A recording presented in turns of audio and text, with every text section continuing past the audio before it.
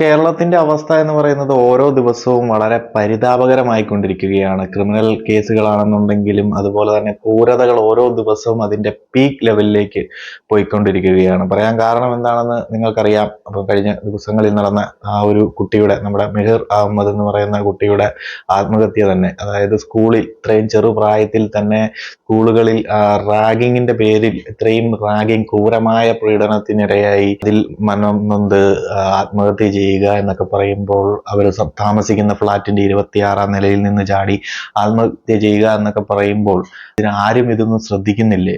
ഇതുപോലെ ഇതിനെതിരെയുള്ള നടപടിക്രമങ്ങൾ ഉണ്ടാകുന്നില്ലേ? ഒരു സ്കൂളിലൊക്കെ ഇതുപോലെയുള്ള റാഗിങ് നടന്നിട്ട് ആ സ്കൂളിന്റെ അധികൃതർ ഇതൊന്നും ശ്രദ്ധിക്കുന്നില്ലേ? എന്താണ് ഇങ്ങനെയുള്ള കാര്യങ്ങൾ നടക്കാൻ കാരണം? ഇത് മാത്രമല്ല, നമ്മൾ ഈ ഒരു അടുത്ത കാലങ്ങളിലെല്ലാം നോക്കിക്കഴിഞ്ഞു കഴിഞ്ഞാൽ നമ്മുടെ കേരളത്തിന്റെ ഒരു അവസ്ഥ എന്ന് പറയുന്നത് വളരെ മോശമായിക്കൊണ്ടിരിക്കുകയാണ് ഓരോ ദിവസവും. കഴിഞ്ഞ ദിവസങ്ങളിൽ തന്നെ നോക്കിക്കഴിഞ്ഞാൽ അറിയാം, ചെന്താമരയോ ആമ്പലോ പുറത്തിറങ്ങി രണ്ടുപേരെ വെട്ടിക്കൊന്നു. അതുപോലെ തന്നെ കഴിഞ്ഞ ദിവസം ഒരു പിഞ്ചു കുഞ്ഞിനെ കിണറ്റിൽ മുക്കി കൊന്നു.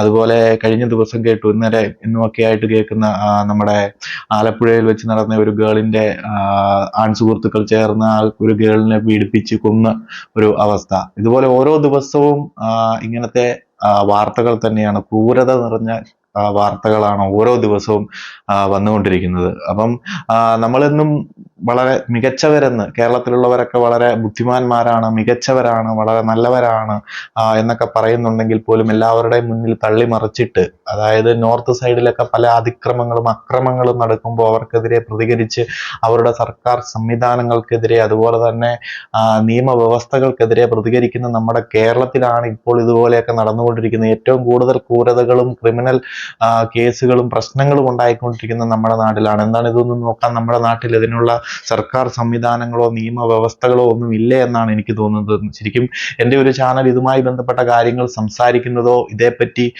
ചർച്ച ചെയ്യുന്നതുമായ ഒരു ചാനലല്ല. ബട്ട് ഇത് നമ്മുടെ സൊസൈറ്റി നടക്കുന്ന ഒരു കാര്യമായതുകൊണ്ട് തന്നെ നമ്മൾ ചർച്ച ചെയ്യപ്പെടുത്തണം. നമ്മൾ ജനങ്ങൾ തന്നെ ഇതിനെതിരെ പ്രതികരിക്കുകയും ഇതിനെതിരെ സംസാരിക്കുകയും ചെയ്തിട്ടേ കാര്യമുള്ളൂ. കാരണം ഇതിനെതിരെ നടപടികൾ എടുക്കേണ്ട സർക്കാർ സംവിധാനങ്ങളും നിയമ വ്യവസ്ഥകളുമെല്ലാം വളരെ ഒതുങ്ങി പലർക്കും വേണ്ടി വായ്മൂടി ഇരിക്കുന്ന ഒരവസ്ഥയാണ്. അപ്പം നമ്മൾ ജനങ്ങൾ തന്നെ പ്രതികരിക്കേണ്ടി വരുന്നു.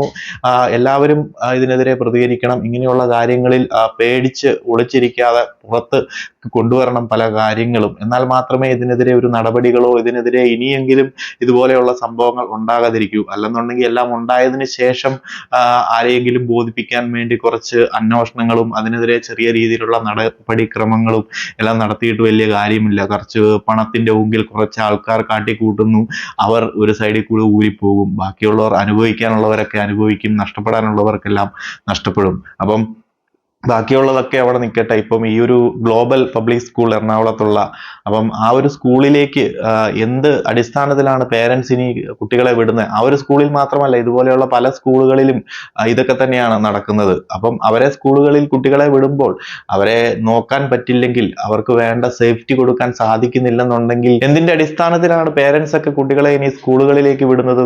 ഇപ്പോൾ എഡ്യൂക്കേഷണൽ ഇൻസ്റ്റിറ്റ്യൂഷൻസ് കൂടി വരികയാണ് കേരളത്തിൽ. മുക്കിനും മൂലയിലുമാണ്.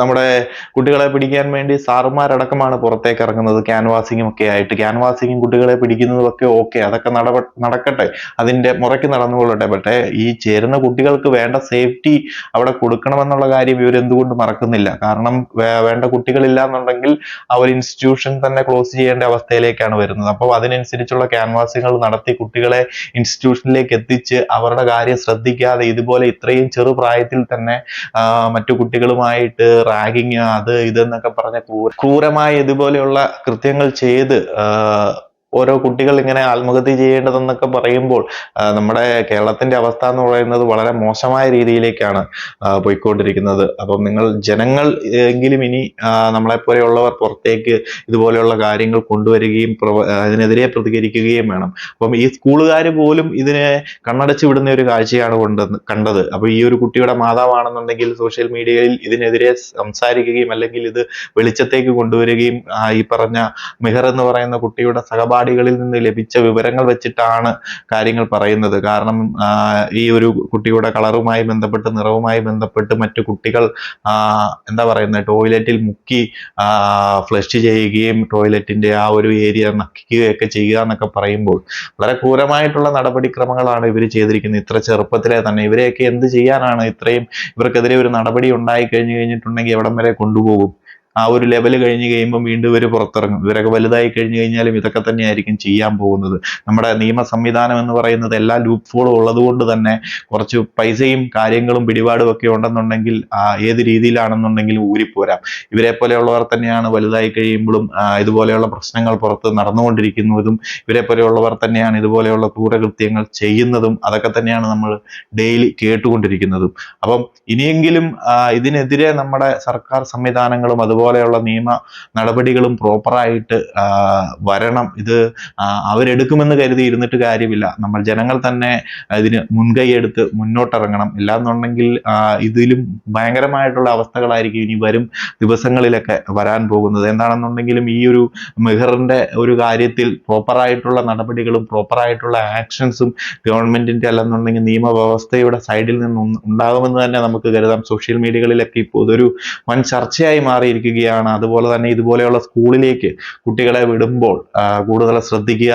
സ്കൂളിന്റെ വലിപ്പവും മൊത്തത്തിലുള്ള ഇൻഫ്രാസ്ട്രക്ചറും എല്ലാം കണ്ടിട്ട് കുട്ടികളെ സ്കൂളിൽ കൊണ്ടുപോയി ചേർക്കാതെ ആ ഒരു സ്കൂളിൽ സേഫ്റ്റി ഉണ്ടോ എന്ന് കൂടി അന്വേഷിക്കുക. സ്കൂളിന്റെ ബാക്ക്ഗ്രൗണ്ടും സ്കൂളിന്റെ ചരിത്രമൊക്കെ ഒന്ന് നോക്കിയതിന് ശേഷം മാത്രം അയക്കുക. അല്ലാന്നുണ്ടെങ്കിൽ ചേർക്കൽ മാത്രമേ ഉണ്ടാവുള്ളൂ. തിരിച്ച് കുട്ടികൾ വീട്ടിലെത്തിയെന്ന് വരില്ല. എത്തിയാൽ തന്നെ അത് അധിക നാൾ ഉണ്ടായെന്ന് വരത്തില്ല. അപ്പം പേരൻസ് ആണെന്നുണ്ടെങ്കിൽ, നമ്മൾ ജനങ്ങളാണെന്നുണ്ടെങ്കിലും കൂടുതൽ ശ്രദ്ധിക്കുക.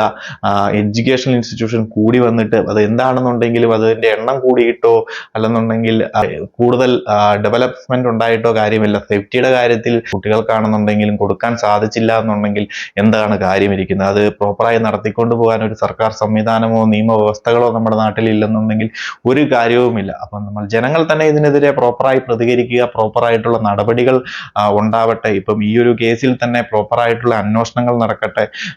ജനങ്ങൾ ഇതിനെതിരെ പ്രതികരിക്കുക. ഇതിന് പ്രോപ്പറായിട്ടുള്ള നടപടികൾ ഈ സ്കൂളിനെതിരെയും മാനേജ്മെന്റിനെതിരെയും ശ്രദ്ധിക്കാതെ വന്ന അധ്യാപകർക്കെതിരെയും ഇവർക്കെതിരെ എല്ലാ നടപടികളും ഉണ്ടാകണം. കാരണം ഇവരെല്ലാം ഇതിന് ഉത്തരവാദികളാണ്. അതുപോലെ തന്നെ ഇതിന് പിന്നിൽ പ്രവർത്തിച്ച ആ ഒരു കുറച്ച് കുട്ടികൾക്കെതിരെയും പ്രോപ്പറായിട്ടുള്ള നടപടികൾ ഉണ്ടാവണം. കുട്ടികളാണ് എന്ന് കരുതി അവരെയൊക്കെ മാറ്റി നിർത്തിയിട്ടോ അവരുടെ വളർച്ചയ്ക്ക് തടസ്സമാകുമെന്ന് കരുതി കുറച്ച് പരിഗണിച്ചു കൊണ്ടോ ഒന്നും കാര്യമില്ല. ഇവരൊക്കെ വളർന്നു വന്നു കഴിഞ്ഞാലും ഇതൊക്കെ തന്നെയായിരിക്കും ആകാൻ പോകുന്നത്. അപ്പോൾ അതിനെതിരെയൊക്കെ പ്രോപ്പറായിട്ടുള്ള നടപടികൾ ഉണ്ടാകണം. അതിന് നമ്മൾ ജനങ്ങൾ തന്നെ വിചാരിക്കണം. ജനങ്ങൾ തന്നെ ഇതിനെതിരെ പ്രതികരിക്കണം.